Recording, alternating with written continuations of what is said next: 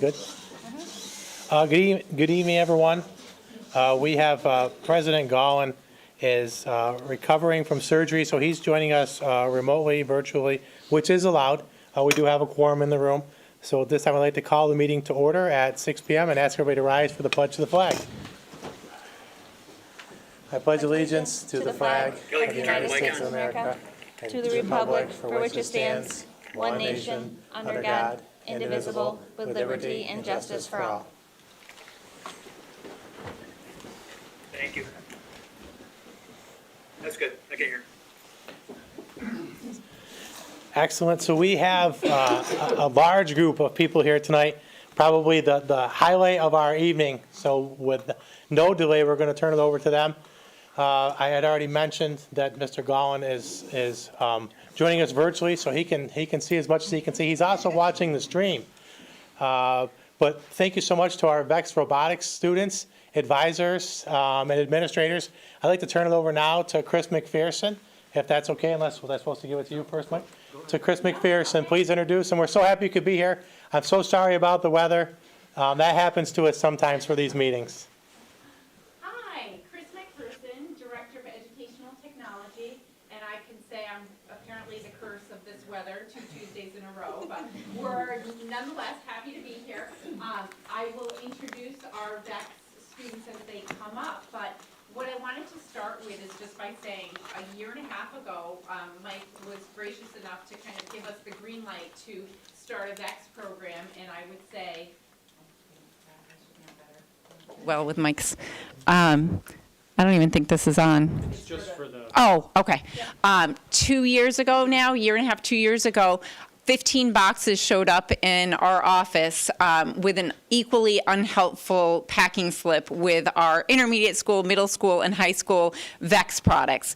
To date, a year and a half later, here we are, and easily we probably have had 75 students participate at some level, be it a camp, a club, or competition VEX. So it's a really exciting time for this program in our district, and we've invited some middle school and high school students to share their thoughts on how VEX has helped them to learn different traits and skills.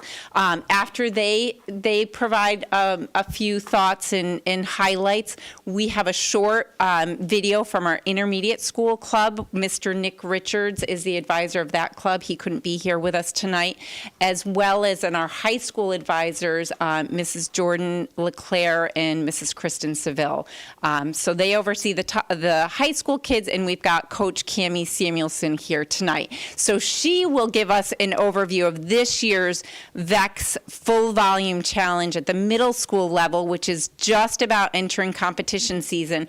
And then our drivers and engineers are going to show you their mad skills out on the arena. So that'll be the exciting part. So if you wouldn't mind just advancing that slide, and then I'll invite Rose to come up and speak a little bit about creativity in terms of how it influences her thinking process around VEX. Hello, it's nice to see you all. Grateful to be here. So I'm Rose. I'm actually the president of the VEX Robotics Club, although it is my first year. So I'm really glad to be at the high school this year for the first time. So I'm going to tell you guys about how creativity plays a part in robotics, because it actually plays a pretty big role. Each year, us students are introduced to a new game for competitions, and it's different every year. It's unique, and we have to come up with our own solutions to figure out how to create the best robot suited for the challenge. And so we need to brainstorm and be inventive about how we go about creating these robots. And each of them are unique and fully built and imagined by students. Yes, it's very similar to how Legos give kids creativity growing up. We can have endless possibilities with these parts that we're given, and we just have to figure out how to use them in the best possible way. I don't know. Can I ask a question? Yeah. So every VEX team is given the exact same parts? Not necessarily. Well, every team from different schools, but every grade level has a different situation. Yeah, so like, let's say all the middle schoolers show up at the competition, they all started with the exact same. yes. That's cool. Yeah, and each like grade or each school level has a different like level of parts that they use. So in the middle school, they have very easy to use, like, is it plastic parts? And they can easily put it together and stuff. And then when you get to the high school, you're actually working with metal tools and like actual screws and big metal pieces. So yeah. Yeah, any other questions about it? No? Okay, well, that's my section. Pass it over. Is Ford up next? Okay. Ford is our middle school. He is our VEX secretary for our ECA club. Hi, my name's Ford Getty, and I'll be talking about leadership. Leadership for VEX Robotics has taught me that everyone has their own opinions if there's a problem on a robot, and to fix the bot, it's kind of a struggle because with them having all their own opinions, they all want to do what they want to do. But as leader, we have to come to an agreement on what is best for the bot and how it'll get done the best way possible.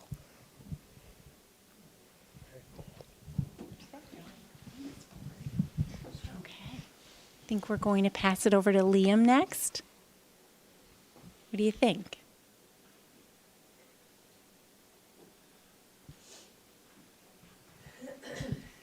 This is Liam. Liam's a sixth grader.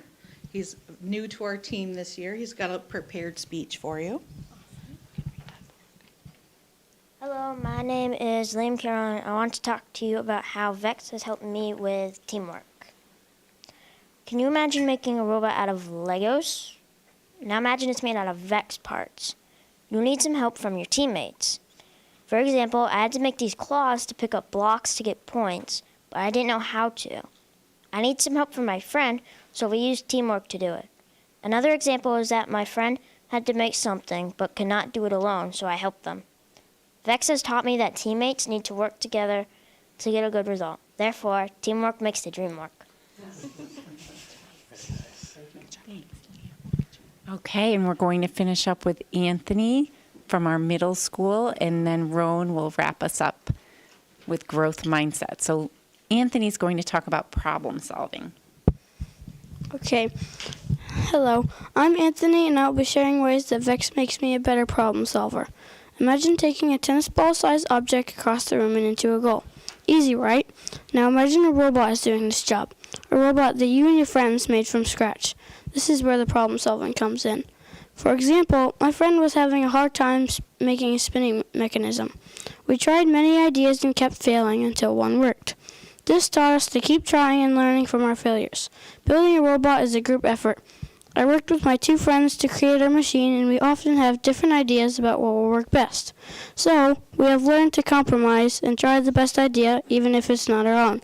That's taught me to work collaboratively and stay focused on the goal of building the best robot. In all, VEX has taught me a lot about problem solving, and soon we will find out if we can score with that robot. Our first competition is coming up soon. Thanks, Anthony. Excellent. Okay, Rowan, come on up. Rowan's going to talk a little bit about growth mindset. Hi, my name is Rowan. I'm going to talk about growth mindset, and so VEX taught me a lot. So with problem solving, it goes with problem solving too. So when we run into a problem, it just helps me grow and think of a new way to solve it. And without VEX, I wouldn't know how to do a lot of this. So it just helps me with all sorts of, like, just finding new creative ways to do everything. So Thanks, Rowan. I love it. I love that you guys came up here and spoke about all the ways VEX has learned and helped you to grow and be better thinkers and builders and designers. So I think we can press play on our intermediate school video before we head out and actually see them take to the field.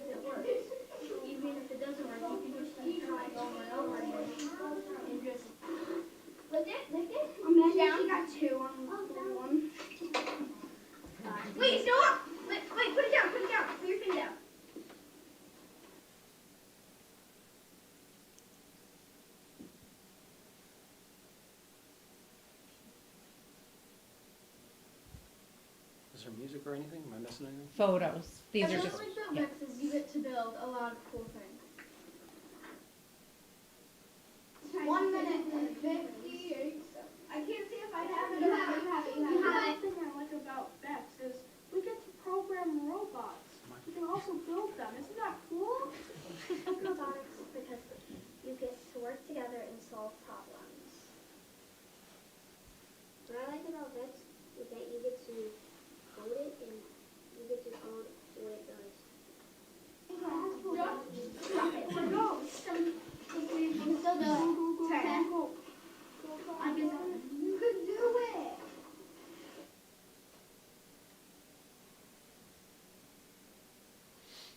I like building the models and like putting the pieces all together.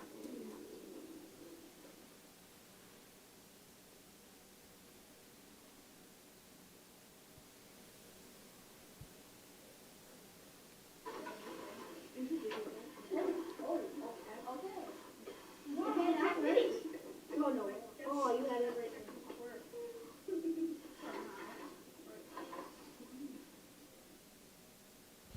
Nice.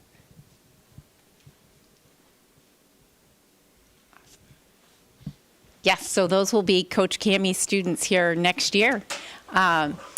And, you know, you can, when you're in the room with them, you just feel the energy and excitement around it. So what the kids are really speaking to, and some new terminology to all of us really, is these future-focused competencies of problem solving and teamwork, and not the things that we can always measure on a test, but what they're going to be taking out into the real world with them. So with that, I'll turn it over to Cammie, and she'll talk a little bit about the challenge. Our first competition is at Queensbury High School, middle school, high school. February 9th, we're lucky because last year, thank you.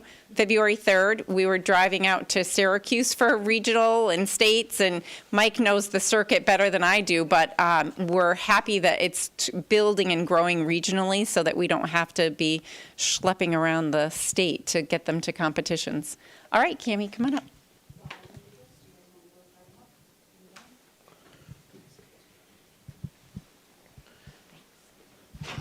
Hi, everybody. First, thank you for all of your support. We've had a lot of students come through the program so far. We have 4 teams going to competition on February 4th. We have 4 teams in class right now because there was approved to have a class during the day so students can get credit as 8th graders for high school.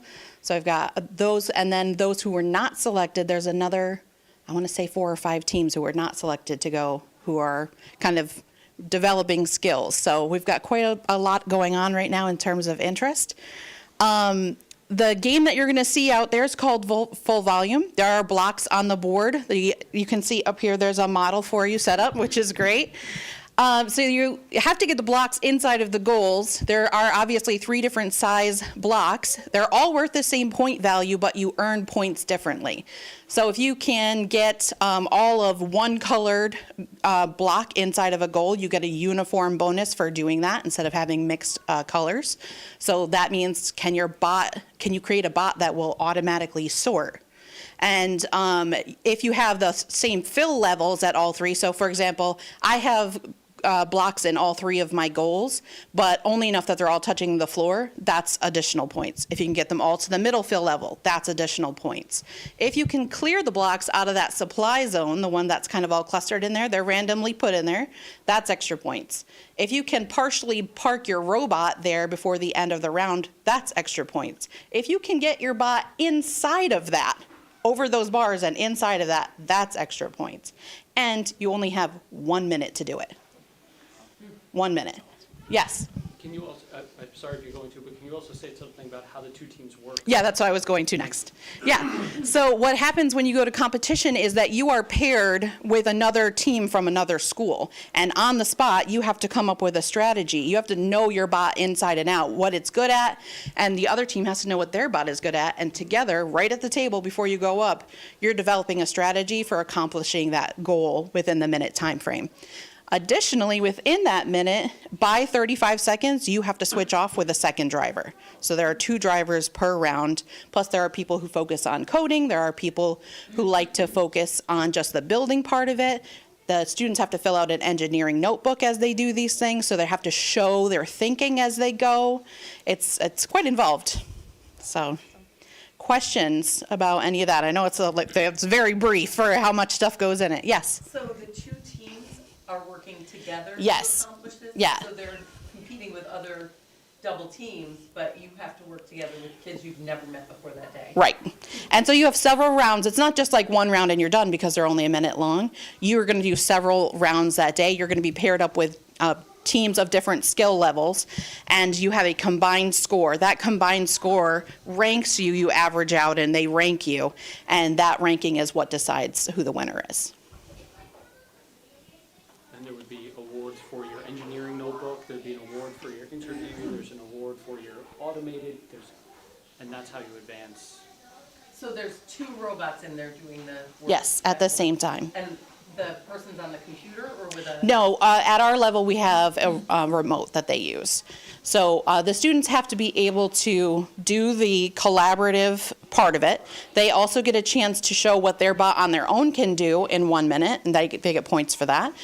In 1 minute, what can you program the robot to do by itself? So it's all programming. You don't get to touch it except to maybe reposition it. You also have to do an interview, and your notebooks are collected for review. So there's like 5 different aspects during the day that are covered. Very cool. And they've been building their bots, I think, since July, August, Some of them, Lots of iterations. some of them, I had a lot of 6th graders who came to the camp over the summer, and they are all pushing for 2 weeks this coming summer instead of 1. They all said, 1's not enough, we have to do 2. So they're very excited about it. And we got, Shall we go out? And you guys want to go see? Yeah, sure. Folks at home, we'll be back.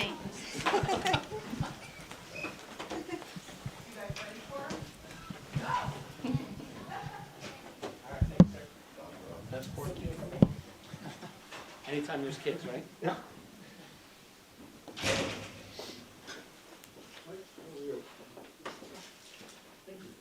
How are you doing? Good, how you doing?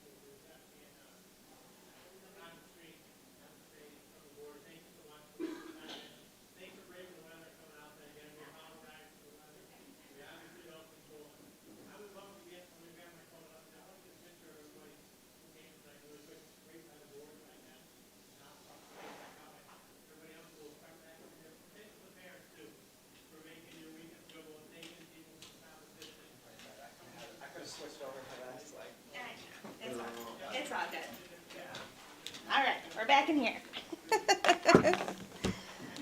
Perfect.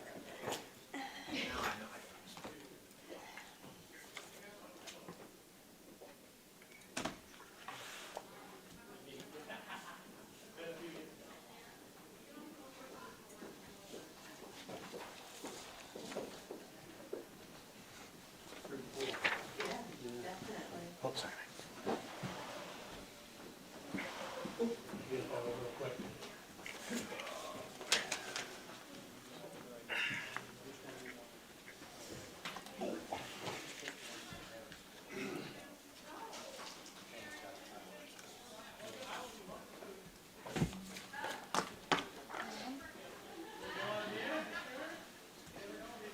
The scoop here. Scenario 1, scenario 2, and then Those I got. and then the summary, Let me just double check. and then the So I green got sheets. this one. That one you're not looking for, right? No. Excuse me. Oh, I'm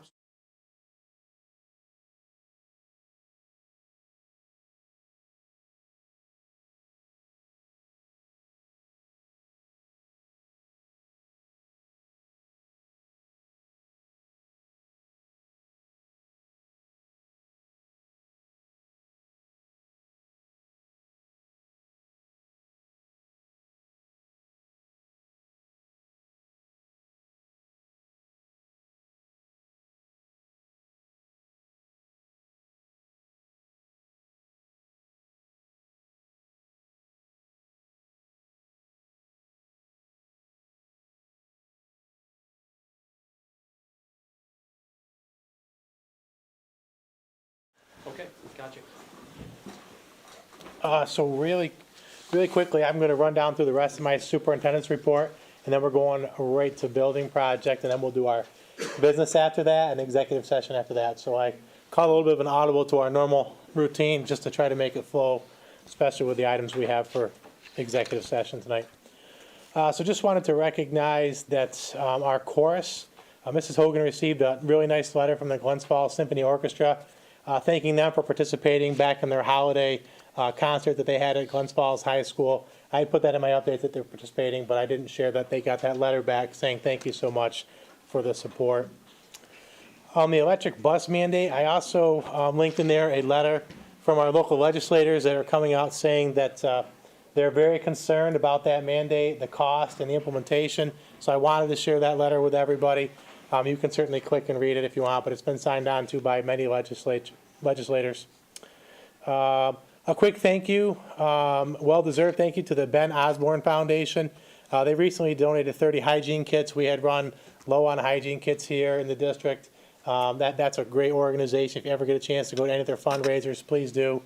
Ben unfortunately passed away, and his father took up this organization, which has now flourished and provides an awful lot to many, many schools in Washington, Warren, and I believe also Saratoga counties. So they do great things for many, many school children across our area in memory of him. Capital project special meeting, it'll be tonight at 6 p.m., so I'm glad you all made it. We may need to have a project meeting on the 23rd, depending on how things go this evening, just to be upfront with everybody. But those tentative dates were put out a while back.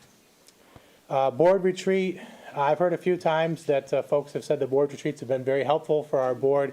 So Kelly and I spent some time right after Christmas, right? Or maybe right before, talking about when was a good time. And we struggled once we hit July 4th to get everybody. So I said, hey, what if we were to say, do it the week before graduation? And we may have some outgoing board members, we may not have outgoing, we may have new people. We just invite everybody. Anybody who's outgoing or incoming, please come to the retreat. And we go through all of that. That way we can get it done before folks are disappearing for vacation. So threw out a couple of dates there, and 5 to 9, usually we end up being about 3 hours, not 4, but they ask us to block 4. So if you could look at those dates, I don't know if you want to do that now live, or if you want me to have Kelly send out a message to everybody, but we're looking for the one that works the best to have the most of the 9 board members attend. So I took away your vacation excuses, anybody who's been using that one. And we'd get more input on the topics, but Kelly and I and Jeff talked about a group of topics that we've put out tentatively to New York State School Board Association. So what's the best way to proceed with that? Do you want me to have Kelly send something out?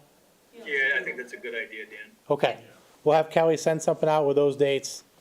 And that, I know we're well ahead of June, but we were the first people who have asked about this summer cycle at NYSBA. It won't take long before dates start getting snatched up. So if we can grab what works for us, I would really appreciate that, and so would Kelly. We do have to have a special meeting for the BOCES budget vote, April 23rd. And as you know, that one we just need a quorum for. It's usually a 5-minute meeting, and that's no joke. That's how long it takes. Sometimes we've done it in the morning. Actually, it's always been in the morning since I've been here, but I've seen some schools do it in the evening as well. So I'll have her send something out about the 24th and times as well, what might work best for us to get a quorum to vote on that. And the BOCES will present that budget well before, and we'll give you the information on when those budget presentations and hearings are if you want to go see it. We'll do that. And you saw the VEX robotics. So that's my very quick run through on the report. And again, my appreciation knowing that we're kind of pushing 2 meetings together due to the inclement weather last week. So we're going to move to building project, unless I forgot something. Am I good so far? Great. Building project, we have the illustrious Dave McKeegan out there gracing us with his presence tonight. We have Steve Wickman, who's also, he's the man, the myth, the legend. Relative newcomer, Eric Robert, and the best of the bunch, Mary Kay Schwab. The reason why they're here is because they have been sitting through, the buildings and grounds meetings over the past 2 months. We've probably met 6 times or so to speak about the project. So I don't want to take away, I want to start with you, Megan, as the chairperson. If you want to give just some comments about the process so far, and then we're gonna push it right to Steve, and we'll have a conversation with the board. But we do have to come to some sort of consensus tonight about moving forward or not moving forward, because we have some pretty tight time frames, which is why we could not push tonight's meeting, even though the weather's not great. Mrs. Borlang. All right, so as Dan said, we've met quite a few times as a big group, including some folks from the school too. There was. Mr. Carpenter from, And, was that it? Mr. Carpenter? he was definitely part of it from the athletic standpoint. Just trying to pull together, a group of people, because this is obviously a big thing. Anytime you're talking about a capital project, it affects a lot of people. So I'm not gonna say too much, just that there's been quite a few meetings and a lot of thought put into it. It's all based off the building condition report that was done, and from there it was kind of narrowed down into, okay, what is priority? And, our district is in a position where there is a lot that is high priority, because there's a lot of maintenance things that we kind of have to catch up on. So I guess that's all I have to say, is just know that there's been a lot of groundwork put into getting to a point where we can feel comfortable. There is likely going to be a small tax increase with this, so that's the thing that we have to be cognizant of. But the group as a whole is very, very careful of the fact that, any increase can be a big impact, and have to be aware of that. So that's all I've got. Moving on. So, Steve, before I turn it over to you, Joyce Irwin sent us a thank you note. I think, did we make copies for everybody? Everybody has one, yep. I just wanted to make sure that you saw that she very much, that was, we had the dedication for the auditorium, and she sent that note. So if you get a chance, please give it a quick read. Very thoughtfully written by her, and really not trying to take any accolades for herself, just about the good work that's done here in Hudson Falls, which is exactly what she said that night, if you happen to be here or watched it online. Sorry, Steve.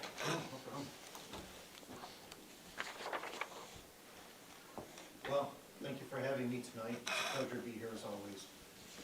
Like Megan was saying, this process started early last year. And what we did was we took all the building items that we couldn't do in the capital project, the ones we cut out of our scope, and we started creating a new list for the next capital project. During that process, I have to do a building condition survey for the district. That identified a whole other list of items that we should potentially look at. And then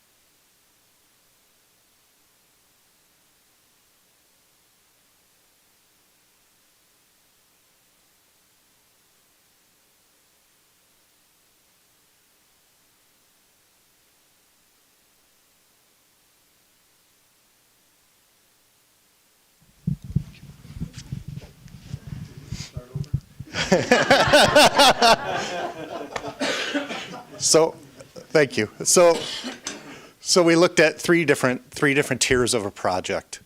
Mike, if you could bring up that summary sheet. You've got a summary sheet, or should have.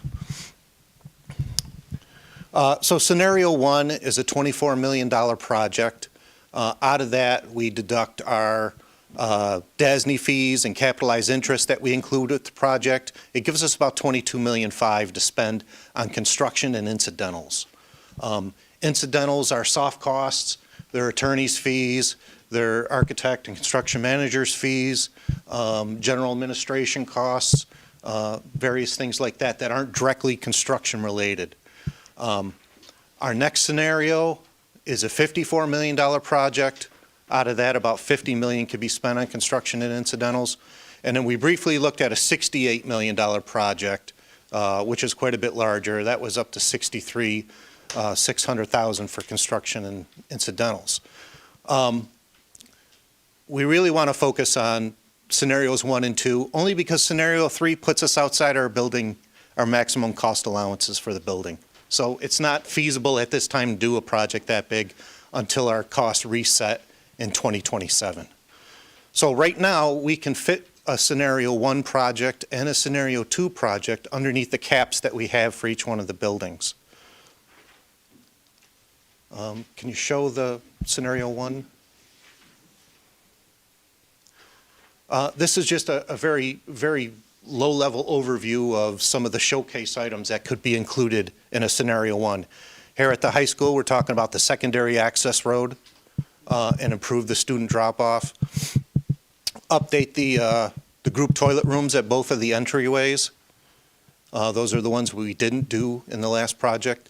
Middle school, we're talking about library renovation and separating a parent-student drop-off with an access road out to Burgoyne. Intermediate school, we're talking about library renovations, same at the primary school. Community pool, we get new wall finish on the pool walls and new concrete deck. And we were talking about additional parking at the transportation center. That's a showcase items. It doesn't include boilers at each one of the buildings, or it doesn't include fire alarm or PA systems that aren't necessarily going to be of interest to most of the taxpayers. Sanitary sewer lines. Exactly, sewer lines and utilities and maintenance stuff. Very important to Dave, not important to most other people. Can we show the next one, the $54 million project? So what's the difference between the $54 million? What's different between the two? The $54 million gets us a couple extra work items in each one of the buildings. Here at the high school, it gets us a cafeteria redesign. It gets us expanded fitness room into G2 and G3. At the middle school, it allows us to do track resurfacing, gets us accessible drive and walkway to the fields, and it gets us individual student toilet rooms for students at the middle school. Intermediate school, we get accessibility upgrades to classroom casework and small toilet rooms. There still are some small toilet rooms at the intermediate school, primary school, and Margaret Murphy that are not handicap accessible. They're barely adult accessible. So if we have the opportunity, we should revise those. There's other accessible toilets in the building, so it's not like you don't have them, but those ones in the classroom are important. You don't have to send the child out into the corridor by themselves to go use the restroom. So we'd like to look at both of those in both Margaret Murphy primary and intermediate school. Let's see. So those are the extra items we pick up for that extra $20 million worth of work. Steve, on the $54 million Yep. one, the update the entrance group toilet rooms that was on the 24 million, is that in here as well? It's just not on the list? Yes, Okay. yes. Everything on the 24 is included with the 54. Just one thing quick, on the 54 million, it says scenario number 1 at the top, Yeah. just change that to 2. Yeah, that's because your architect is also your graphics producer, and he makes mistakes. But again, I'm not picking, it's just for clarity purposes as we're talking, that's all. So what I did is there's a spreadsheet of all the items that we went through. And again, we took a look at priority 1 and priority 2 items only. The reason we were kind of targeting the $54 million project is because if you take all the priority 1 items, it totals $49 million worth of work. And that kind of fell right into that $50 million range. It seemed to work out really well. We could do the $24 million project, it's just we got to take half of those priority 1s off the list and go with a smaller project. And again, that 68 would have been nice to do. It just doesn't fit in with our maximum cost allowances. There's copies of the spreadsheet too. Here I have 11 by 17. Oh, he's got bigger ones then. Yeah, he's got Eric's got the bigger, I have small ones. Can I ask a question? Yeah. So when we present this for a vote, do we present both scenarios and let the voters choose, or we as a board have to pick which one we want to go with, and that's voted yes or no? That's correct, yeah, so I probably should have started with the purpose of the conversation tonight is to get the background information, and then we're at a decision-making point. I don't mean as a vote, I mean as coming to consensus on where we're going with this project. So a couple of things, the board can ask any questions they have about the documents or whatever's on your mind about building projects, be it the financials, be it the architectural, be it the construction management, be it the day-to-day operations from Dave or me. I'm happy to answer all those. But when we get done with our conversation tonight, we need to know if the board can support a project going forward. And then we need to know the size of the project the board can support going forward, with us giving you the estimates on what the tax impact would be on a $200,000 house. So maybe we jump there, and we talk about the tax impact of the 24 versus the 54. And we even have the tax impact of 68 million, but we don't know we don't believe that's where we need to be right now. And you guys can ask what we think too, but it's really gonna be your decision to make at the end of the night. And the reason why we have to have this tonight is because if we are gonna move forward with something, we talked about when would be the best time to vote. We'd like to avoid voting in May. We already have a large vote that happens in May. We're targeting tentatively end of March vote with the timeline that we've set up. And to do that, we would have to have approval next week by the board at an additional special meeting to go forward. So tonight is to ask questions, and if there's more information you need, that gives us a week to come back with it. Or if the answer tonight is the board doesn't believe we should go out with a vote this March, we want to do it a different time, then at least we have that information. These are going around too, sorry. Yep. So that being said, I'll start with Kevin in the financial impact on the taxpayer, because that's a very important piece of this puzzle. And I just passed out a document that has 4 pages to it. The first one shows if we were to go out with I always forget. If we were to go out with a $24 million project, and actually the amount's $415,000. What we're doing is one of the reasons you're seeing these 2 different numbers is we are able to leverage the money that's going to be coming in the future from the Chippy power line. So what that can be done, and that's specifically used for capital projects. So, under the community host agreement. So that will help offset our local share. If we didn't have that coming in, these numbers would be much higher when it comes to local impact. So what we did is we assumed, there's some assumptions that have to be made here. We do an estimated bond percentage of 95%. What's that mean? That 95% of the expenses that we have in these projects will be aidable, which is fair. That's generally what you estimate capital projects at, because there may be a little bit of furniture or something like that's not aidable. So you're always on that around that 95%. So when you look at this, with the setup that we're going to have construction incidental costs of nearly $22 million, scenario one, which is $24 million, has no local tax impact. And what that is that's leveraging our building aid ratio at approximately 88.8%, using the $250,000 that we currently have in our capital reserve, and then the money coming in from the pilot and the community host agreement through the CHIPPY. So then what we did is we said we tried to figure out where our main number one items were going to fall, in what area. And that's where the 54 million. So if you just take those first two sheets, scenario 2 is the one with the bar graph where it shows it's flat across, so it's 0. If you go to the purple, the one that has purple on the top, there's an impact on the $54 million project. So what we like to do is we like to show it. How does it affect somebody's house? So we do full values from 100 to 300,000 on the side. The main category is where you're going to want to look is in the middle column there. That's for individuals with equalized star versus individuals with no star or the senior star exemption. So we're basing what we talk about on a $200,000 house, which is probably right around the average that we have in the district now. I know 3 or 4 years ago it was 150,000. We actually looked up a couple different things today, and it's right around that $200,000 mark.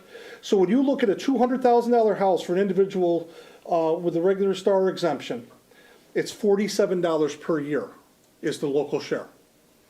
So over the course of a 15-year period, which these bonds are, you're talking $705 total, or you're talking $3.92 per month is the local cost for a $54 million project based on that 200,000.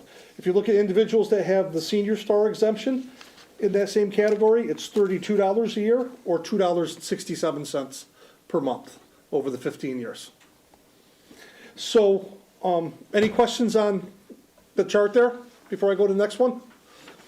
In the 68, which we had talked about, when you go to scenario 3, you can see that starts to jump up. When you look at a $200,000 house with the regular star, it's $74 per year, or $617. You can see how that starts to move up.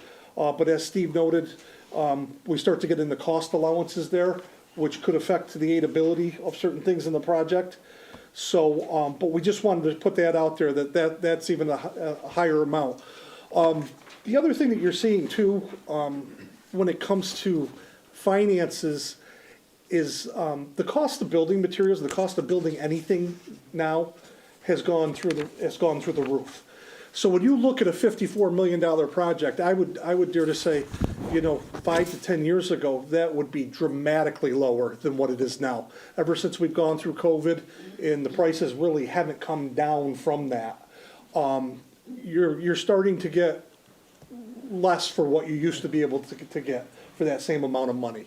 And that's what's kind of playing into that $54 million mark too. Is there anything else you wanted me to? No, I think that's good. I'm going to interject something now, and then we'll turn it back over. A lot of questions came up because it seems like a lot of maintenance items, a lot of Dave McKeegan items is what we're calling them. That way we have a person to point at. No, they're necessary things that we need to operate our buildings and to maintain the investment that the community's made over the past, what's this building been here, 6 decades? I think it was built 1950 or so. There's a lot that has to be done. So I took a look at the history of building projects, because that was the question I thought might come up, so I'm gonna answer it before it's even asked, maybe. So, we just completed a building project, right, that was approved in February, of '21. And prior to that 2021 project, the last project that occurred was, approved in December of 2008. So you had between '08 and '21 with no projects. So go back farther, so why, we let all this stuff pile up? No, we didn't. It's all coming due at the same time, because if I look at the history, you did an $18 million project in 2006. $18 million back then, I would wager, is probably 30 million or so now. But I'm not a financial guru on all that. And prior to that, in '05, you did $20 million. $20 million in '05 was a sizable project. I don't have the scope here in front of me, but I just went back through the history. In '98, you did 18 million in '98 with another 4.5 million in '99. So I looked at the history. You're due for some of those items that were done in those other bigger projects back when the dollar was worth a little bit more in construction. They're just coming back around. So if I look at where you guys are probably going to be through the course of my time here and probably into the future, you're looking at likely that 17 or $20 million project, we'll call it, that we just completed, and then a $55 million project. And then you're going to have, I'll call 20 million small, I don't like to say that, but small, big, to keep this operation moving and keep these buildings up to date. And not only keep the buildings up to date, I'm going to do necessary repairs and maintenance, but also to provide some of those showcase items. You know, what do people see? If all it is pipes and wires, that's a lot of times difficult to sell to the community. Community gets it, you need pipes and wires and roofs and things like that, but they also want to see good things for their kids, that their kids can take advantage of every single day, like the library that we're sitting in. Pretty easy to see the difference between this and where we were. So I just wanted to give you that little bit on the history, and then I'll push it back to all you folks. And I don't know if Steve, you have more, or if we're coming back to you. We can come back to you, or we can open it up to the board. Just to add to what you were saying, labor rates alone 20 years ago have doubled to what they are today. We're over $100 an hour for labor rates for some of our carpenters. It was 50, 60 bucks that back then. So just that alone has doubled since that time. Yeah, I don't know if there's questions. Open it up. That's good. Sorry, I ask questions, it's what I do. So, part of this is I'm a relatively new board member, and so understanding how capital projects get approved through state ed, I just want, so like this started out many years ago. It's kind of changed shape over the years. When we had our interim superintendent, we switched from like a capital project to a 3-phase capital project. So would this be considered phase 2 and 3, or this is phase 2, and then following this, there would be an additional capital project following this? Yep, so, yeah, so I can speak to that. And again, I wasn't here when you started and talked about the phasing. I hear that, and I ask for history lessons. I do think if you were to say, yep, 54 million is the right number, we're going forward, the minute that $54 million, I would say the minute a shovel goes in the ground and work starts, you want to be talking about the next one, just because of the time frame. You don't even want to wait till the end of the 2-year construction period, because we're probably talking about a 2-summer construction period. So we would still have an additional capital project following this one? I just wouldn't call them phase. Right. I would just say you're going to have an additional, I wouldn't call it a phase of this one. Like I wouldn't call this phase 2 the one we just completed, because we're coming off of a new BCS. I call this phase 2. Following that model, this is what I would call phase 2. Okay. Yep. And then is this one going to include an EPC? So the EPC is separate. That's actually part of the project we just completed last year. That's where the money comes from for the EPC. It's going to happen this summer, but it was part of last year's project. Is there going to be an additional EPC attached to this one? No. Or Not right that's a now. one and done? No. For right now, that's one and done. Okay. And then when you were talking about, like, you have to start with the building assessment, right? So when you started with our building assessment for the phase 1, are we looking pretty on target, or like, so we just had like everything in our house fall apart at once because we Right. built, and so like the fridge and the washer and the Right. dryer and it all broke all at once. Yep. So like, how are we doing? Are we like on a good target, or We are on a good target, and for all the stuff that dated? the examples I'll use are a lot of piping that is at the end of its useful life. It's outlived its life expectancy. There's nothing wrong with it today. That doesn't mean 5 years there won't be anything wrong with it, but right today, it's okay. A lot of your roofs are outside the warranty from the manufacturer. They're okay. It doesn't mean in 5 years they're not going to be okay. That's kind of that rolling project cycle you get yourself into. So it's about the same as the first time, it's just different stuff because Yeah. it's kind of on a Yeah. rotating basis. Yeah, we just go through and prioritize what's the biggest priority right now. Okay, and then my last question, for now, is, so if I'm looking at this correctly, the blue column would be scenario one, and then add the blue and the like tan, and that would be scenario two? No, I'm sorry. The blue column is all the priority one items. So that if you total that up, that's all of scenario two work, the $54 million project. Oh, okay. What we So did was, reverse what I said. yes, we took some items out of that priority one list to make up the $24 million project. Thank you. And I'm just going to speak to the frequency of the projects, because the building aid units reset every 5 years. So you do want to start talking about, you don't want to go, whatever that gap from 2008 to 21 anymore, because the cost is so much higher, you're eating up those building aid units, those cost allowances, right? You need to be on a 5-year cycle with projects. Because otherwise, you're going to get up against the wall. We're up against the wall in the high school, like Steve had mentioned right now. Like, if we had this conversation and somebody in this room said, hey, I'd really like to see X in the high school, we'd have to say, okay, we have to take out Y, because we are up against the cost allowances. And we didn't, I don't, Because of the auditorium in the library. because of the work we've already done, and that won't reset until 2027, right? And it's worth knowing that you can do the construction beyond the cost allowances, but you pay 100% at the local level. There's no state aid for it once you go beyond those cost allowances. And that's definitely not where we want to be proposing a project to our community, in my opinion. So fire away, happy to have her. Eric, anything that you wanted to share? I can speak for a minute here on the process that we went through with estimating. And so we worked hand in hand with Steve. We also engaged a third-party estimating consultant that we use for all our K through 12 projects. That's what they do day in, day out. And this 11 by 17 handout is actually just I know it provides a lot of detail. That just represents the summary sheets of all the thought process behind evaluating the costs on all of these. As you work your way kind of from left to right, obviously you can see each of the items are listed. There's some notations there, maybe describing a little bit more as to what those items include scope-wise, or maybe what they might not include. And then moving to the right further, you can start to see what we do to each of the cost items.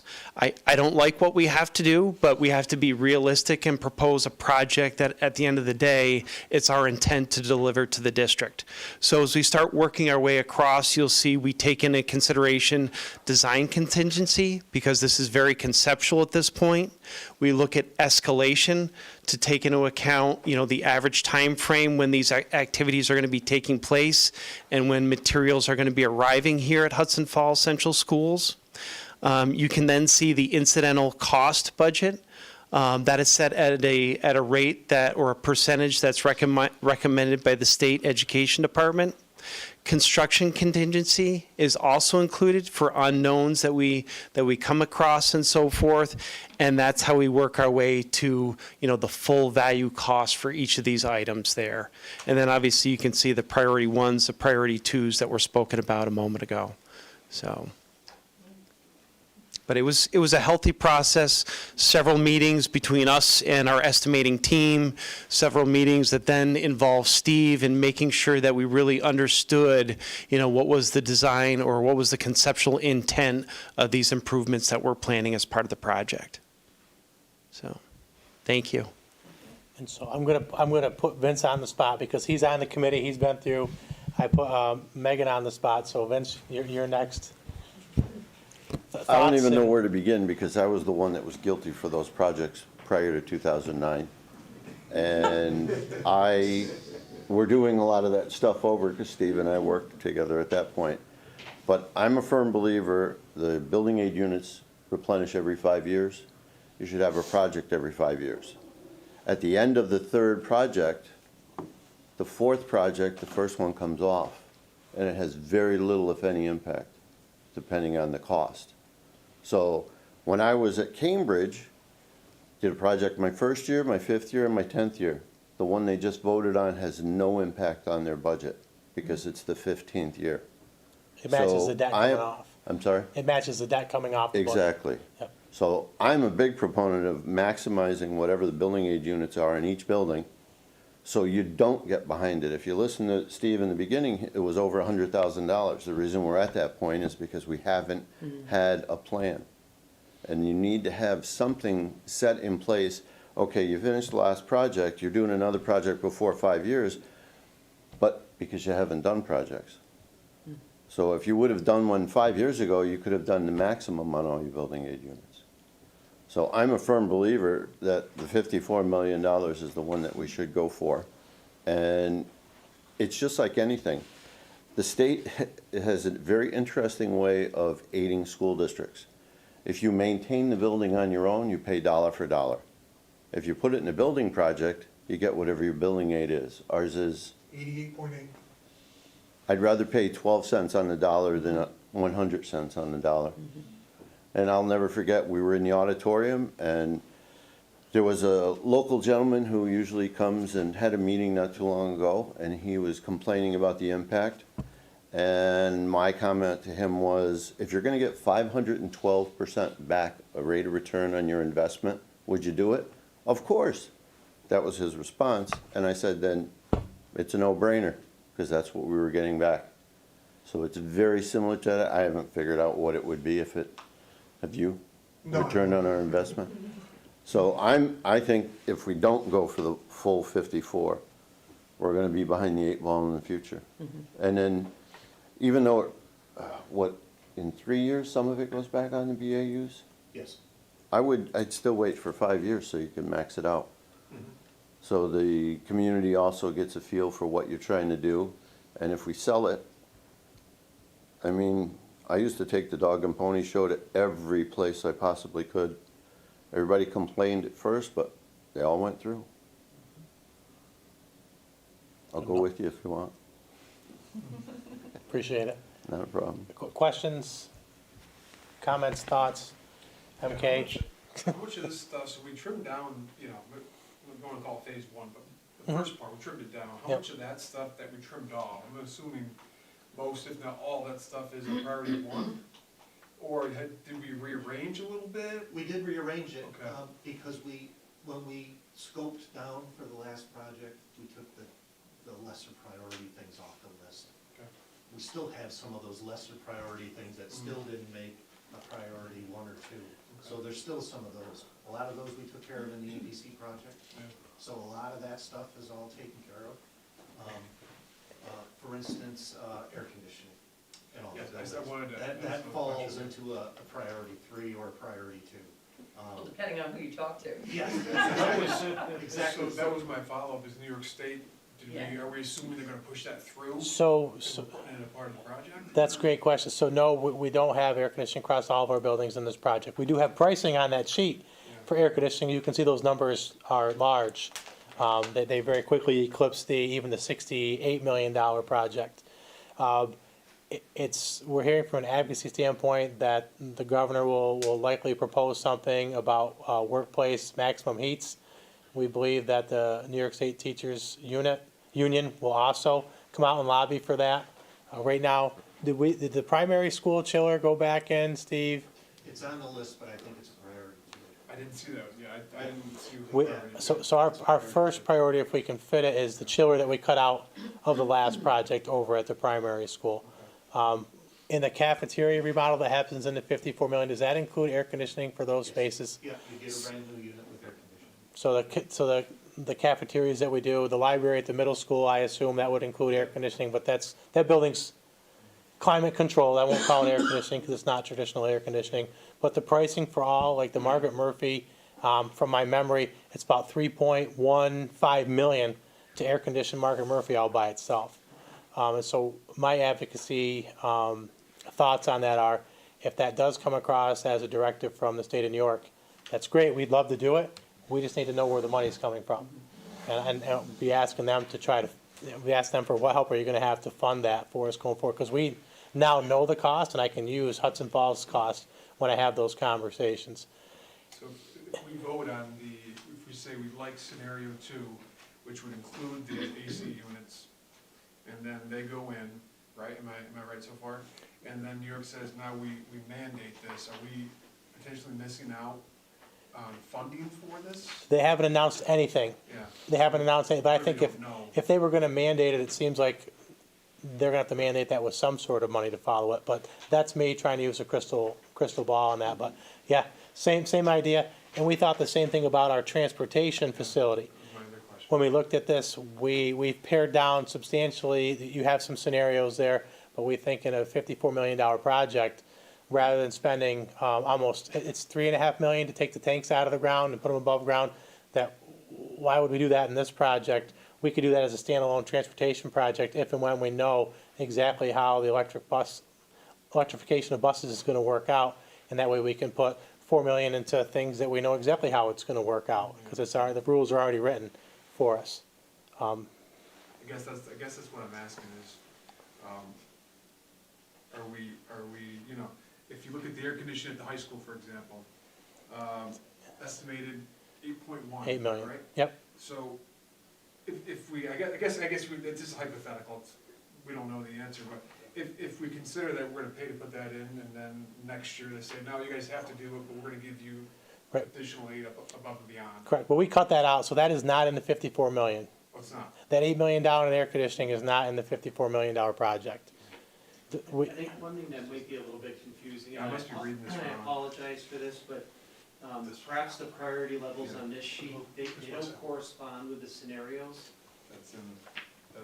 Okay. Sorry. Follow me? Okay, yeah. This That's was like, my and mistake. we Okay. probably should have used priority A, B, and C maybe or something. Okay. But it just happened to be. Okay, I gotcha. Okay. So we did not include, $54 million does not include the air conditioning in all these buildings. Does not include that $8 million here, does not include the 3.1 at Margaret Murphy, and I don't have the other numbers memorized for the other buildings. Okay, I gotcha. Okay. Apologize for the confusion. So if AC was mandated, then we would just be asking where the funding was. We'd be talking about a $20 million air conditioning project. They gotta give you time to do it. Okay. Right. You gotta plan it. Just You think have to about design that. the building.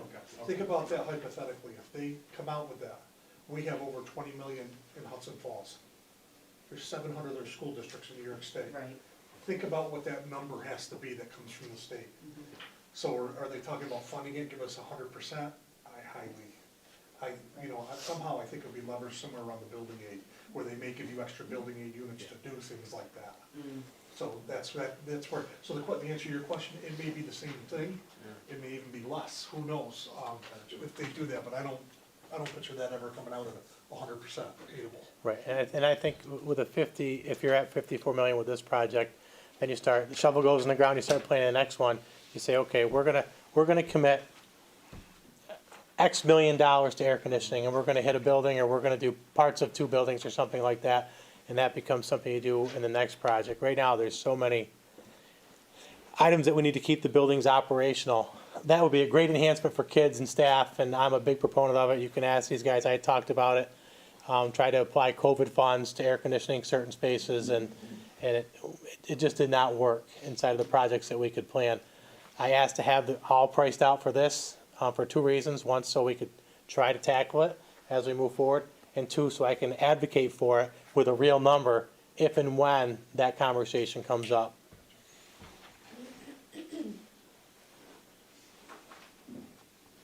Dave, anything you want to bring in?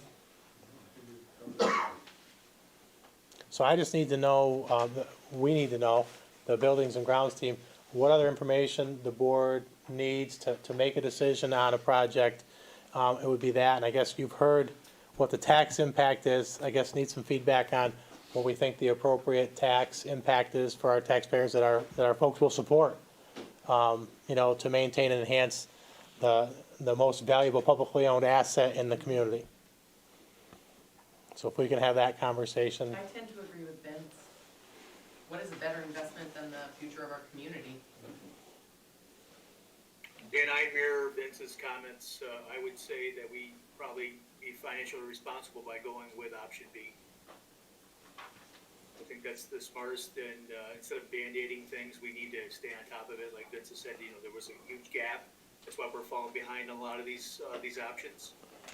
And I just think that we do need to consider keeping that on our priority list of doing that every 5 years. And, you know, and I think we are being financially responsible by asking the taxpayers for a couple extra dollars just to further that lessen gap. And we have not raised taxes in how many years? 3 years, yep.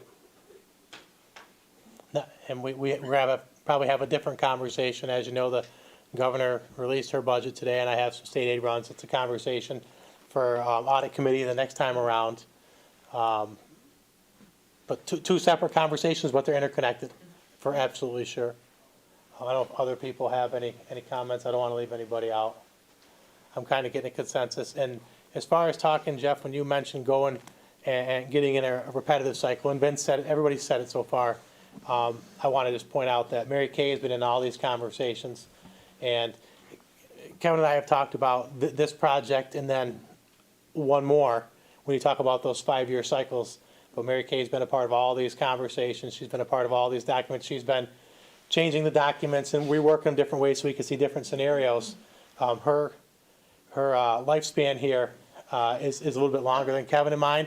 So when you talk about those 5-year cycles, we're lining it up so you're able to do that with somebody who's very capable of coming on board and is on board and can coming into a new position and keeping the ball in the air, or whatever the right anecdote is for that.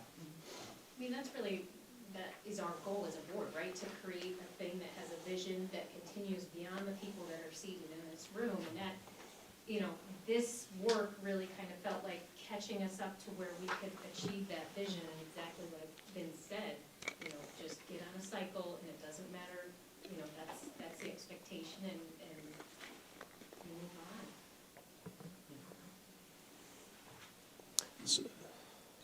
Good?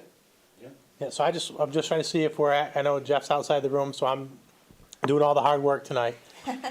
So are we at a consensus, and we're not here to vote on it, but a consensus that that we're comfortable putting together a $54 million, I don't have the exact number, the $54 million project, and therefore we're gonna have to, Larry happened to come in at the exact opportune time, because there's a very stringent time frame with the environmental review that has to occur, and that would be the reason why we'd have to have a special meeting next week, and that'd be the reason why Larry's office would have a lot of work to do after tonight if the board comes to consensus on that, because everything has to happen lockstep. And we were looking at either Wednesday, March 27th, or Thursday, March 28th as a voting date, because we have to have a certain number of days, and using the end of March actually builds in a couple of extra days get this all done, but we've got to have a special meeting next week to really make this thing start rolling. Is there any reason why we can't do it tonight? That's a great question, and that man can answer it right there, because I asked the same question, and he can explain it better than me. Before the board can take any action with regard to the project, you have to address seeker first.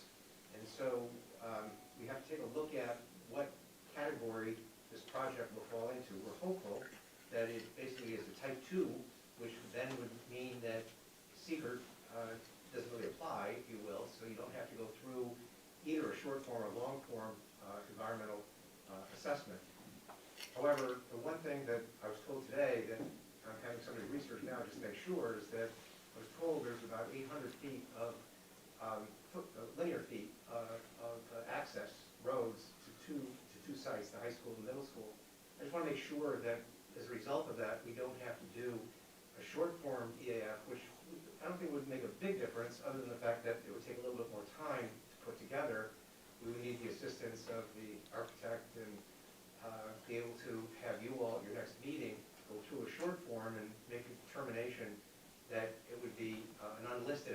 and you would then have a negative declaration with regard to environmental impact. But again, it's a little premature tonight to have that resolution available because we just are working through the description of the project. And the only thing that stood out to me was these two 800-foot access roads, if you will, or driveways. So So the we'll have that access out. roads are holding it up. Yeah, what's that? The access roads are holding it up.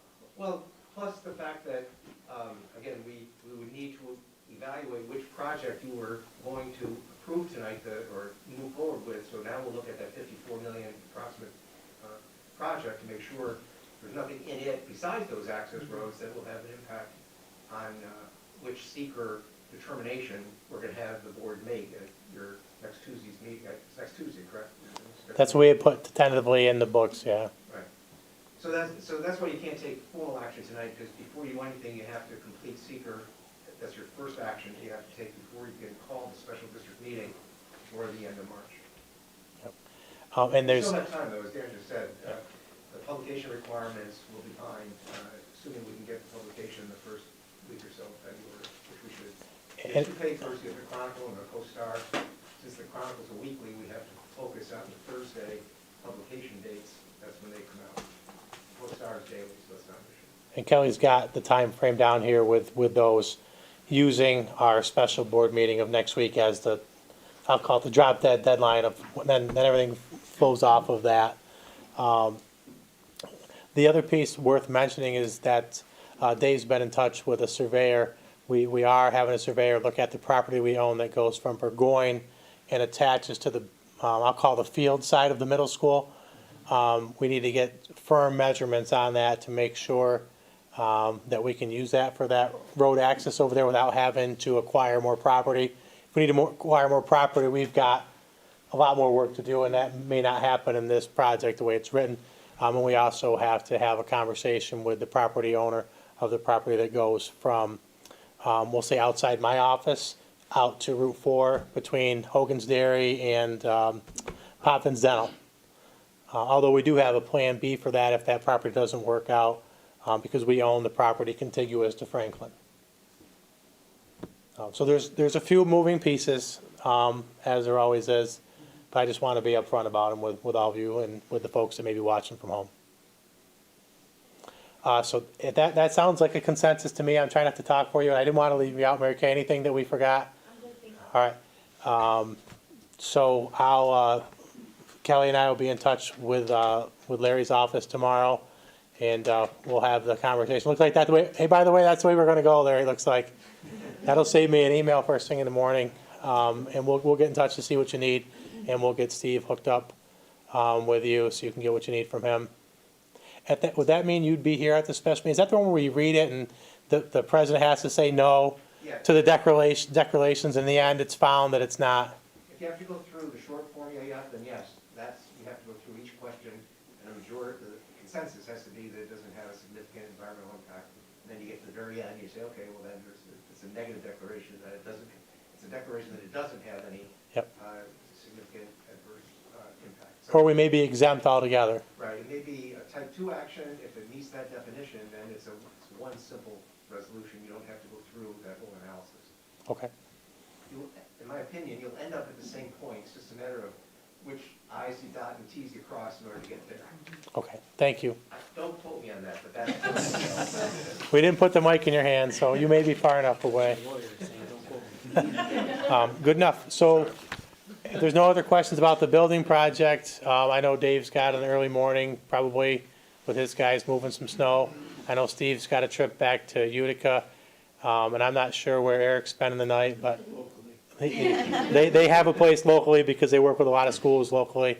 But I appreciate you guys coming out in the weather. I know you both had long trips today, and I know it wasn't easy, and I apologize, but it's the time frame. We didn't want to miss this opportunity if the board was willing to say, let's go for a March vote. So appreciate the time. And if you want to go, you can go. If you want to stay as long as you want. Have a good night, everyone. We're gonna run through the board action, the routine items. So we're gonna come back to the agenda and try to get through all of that.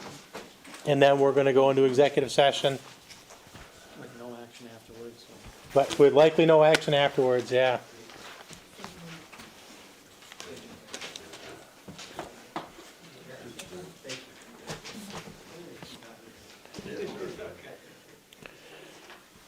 Good to go? Okay. So I need a motion to accept the minutes of the regular meeting for December 12th, and accept and order filed the minutes of the Committee on Special Education for the dates listed, and accept and order filed the minutes of the Committee on Preschool Education for the dates listed. The motion? Got Amanda, got Heidi. All those in favor? Anybody abstaining? Anybody opposed? You good? Yep. Are you? Just making sure his. Public comment. Anybody here for public comment? Okay, seeing none, we're going to move on. Personnel Committee, Mr. Canini. Personnel is routine again this month, except for Mr. Kruger is retiring at the end of the year after 30 years with our district. Yeah, thanks to him. I sent him a little note. I do with all the retirees. I sent him a little note on their letter. Kelly keeps me in line with that in case I forget. So congratulations to him. Questions on personnel for Vince? No? Good enough. So we accept personnel by consent, so nobody has any. And to abstain to the one line item. Yep. So President Gollin's going to abstain from the one that has to do with Gwen Gollin. 3D. Thank you. So that carries. Moving on, Mr. Fitzgerald was not able to come tonight because he works out of town and was able to get back into the area. I do not have the athletics committee report that he was going to present. He didn't happen to provide it to you, Mike, or you, Kevin? So we'll have to talk about that at the next meeting. I apologize. Moving on to audit, and I think Kevin is pinch hitting for Crystal this evening. Yep, thank you, Dan. In your packets, we have the treasurer's reports. As you can see, the balance as of 11/30, we had $4.9 million in the general fund. And also in total cash, we had $9.1 million, which with the state aid payments coming, that puts us in good shape moving forward, getting through to the big, larger state aid payments that start coming in March. So that leaves us in good shape. ECA balances, you can see that we did have a lot more activity. It's really starting to ramp up now. For the month of November, we had a total of $49,000 in deposits and $27,000 in disbursements. We had some real big fundraisers there.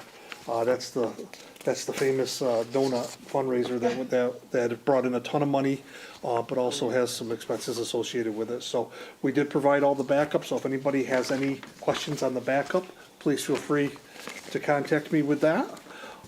We did provide for the audit committee. Oh, I'm sorry, I'm jumping over an item. Monthly bills, you have monthly bills in there. If anybody has any questions on bills, please shoot an email to me. We will be able to answer them for you. We did have some small budget transfers, kind of some cleanup. It's something that we're doing more frequently this year, so you will see some smaller ones.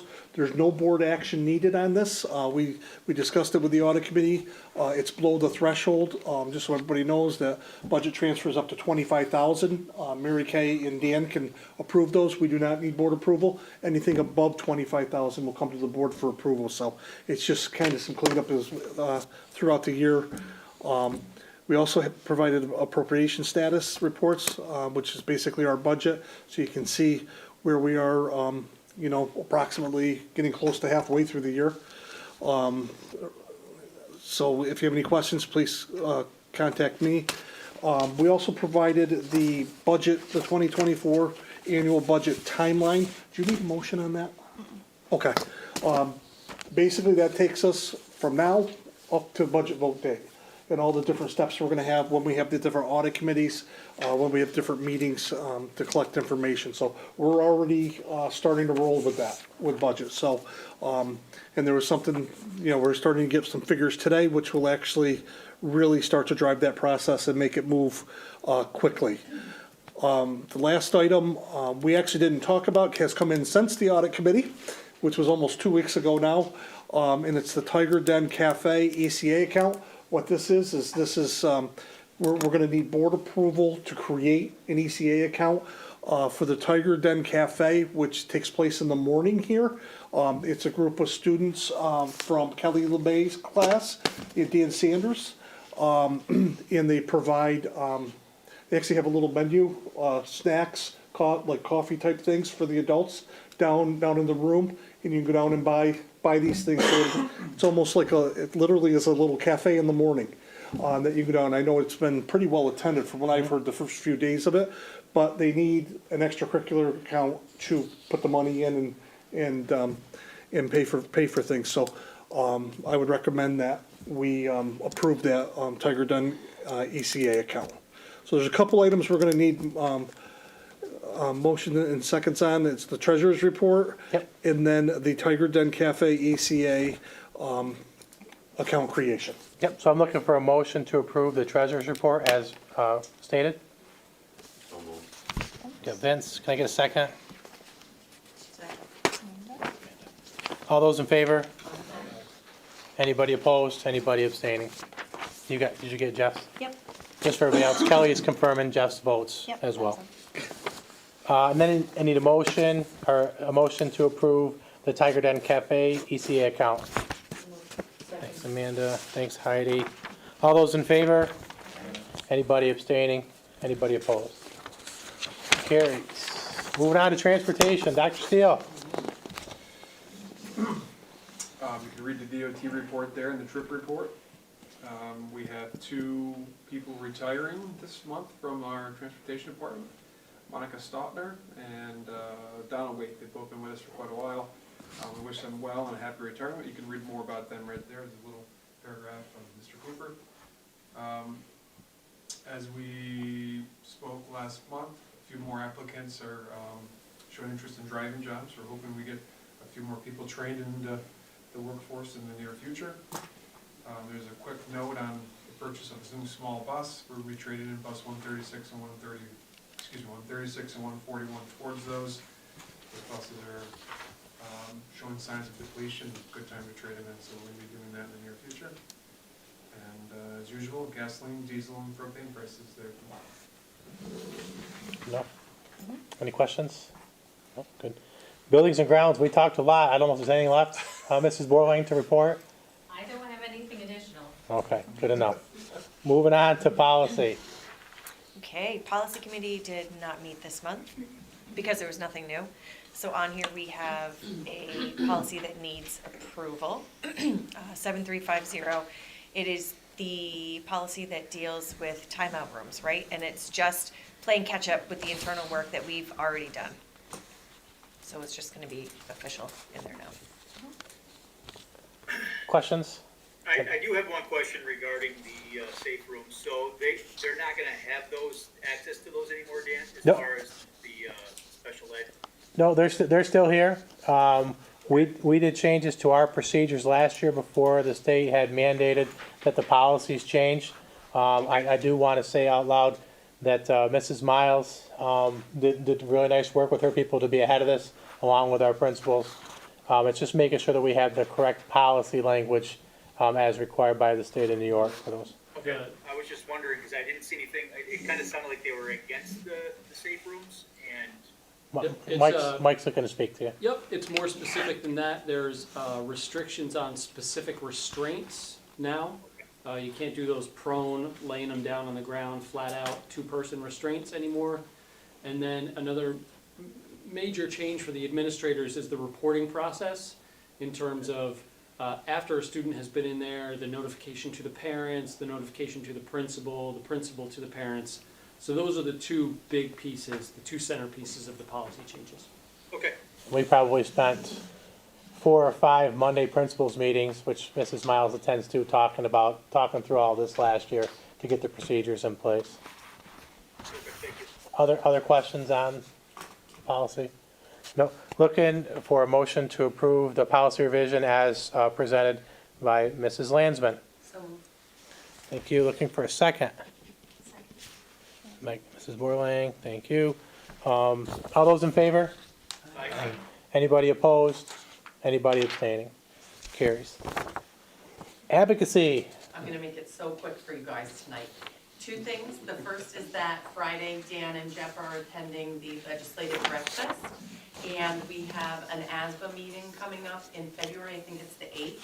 And the topic is student mental health and wellness, and they have a really good panel lined up. So if you have the night, I will be going, but as a BOCES member, but yeah, And check it out, man. And I did invite, a lot of times I'll invite folks from the school to attend as well. I invited the counseling chair people to come, and I have one out of two is able to come that evening. I think, and Mrs. Hogan is going too, from the high school, so. And did I see our Corliers are the We are the entertainment for that evening, so if you ever get a chance to go out, it's nice to go when our kids are there too. So they do a really nice job. And that's all I have.